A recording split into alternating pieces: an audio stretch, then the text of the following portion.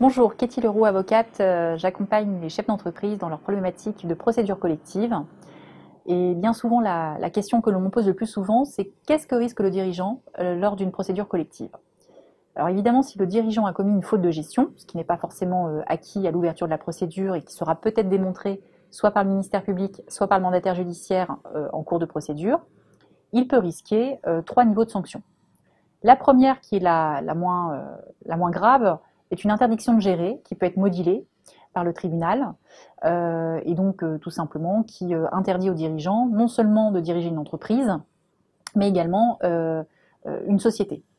Alors il faut savoir que lors des débats sur une audience de sanction de ce type, on peut demander à ce que certaines sociétés soient exclues de l'interdiction de gérer.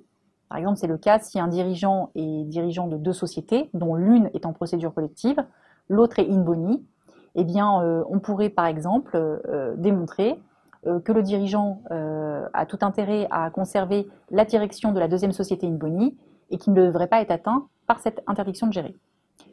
Le deuxième niveau de sanction, c'est la faillite personnelle. Alors la faillite personnelle emporte les mêmes conséquences que l'interdiction de gérer, mais avec un niveau de gravité un petit peu supérieur, puisqu'il ne peut plus non plus diriger une association, il peut être privé de fonctions électives, et surtout, il peut engendrer comme conséquence pour le débiteur personne physique la reprise des poursuites individuelles par le créancier pendant un délai que détermine le tribunal.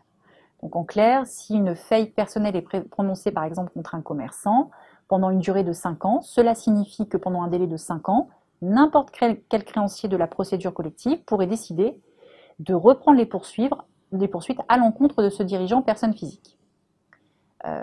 Donc c'est quand même une sanction qui est plus lourde que l'interdiction de gérer et beaucoup plus stressante.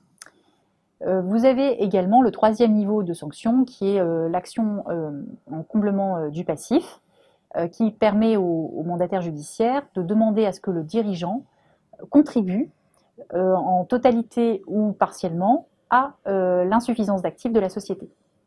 Alors cela est fait, il y a des débats avec une audience qui est prévue où on va juger des fautes de gestion, la gravité des fautes et surtout le lien de causalité entre ces fautes et l'insuffisance d'actifs.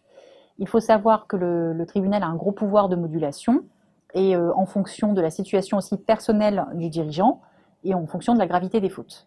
Donc clairement, un dirigeant pourrait être condamné à payer soit 10%, 20%, 30% du passif, ça peut aller jusqu'à 100% du passif après ce genre d'audience. Mais il y a une obligation de la part du tribunal de moduler en fait cette condamnation. Tout dépendra en fait des antécédents du dirigeant. A-t-il déjà été dirigeant d'une entreprise en procédure collective ou est-ce que c'est la première fois qu'il est confronté à une procédure collective? Quel est le montant du passif, etc., etc. Donc bien évidemment, je ne pourrais que vous conseiller de vous faire accompagner sur ce genre d'audience si jamais une sanction devait être demandée à votre rencontre en tant que dirigeant d'entreprise ou de société. Voilà, merci de votre attention.